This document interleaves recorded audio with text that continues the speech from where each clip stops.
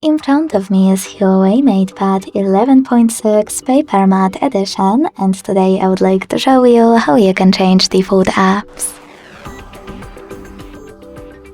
Begin by installing your new defaults. When you're ready, go into Settings. In them, scroll down to access Apps and Services.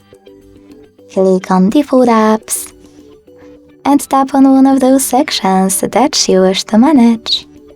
In my case, Browser app. Now tap on your new downloaded one to apply it and confirm your choice in the pop-up. So when I do that, as you can see, my default app has changed. Thanks so much for watching. If you enjoyed this video, leave a like, comment and subscribe. Bye!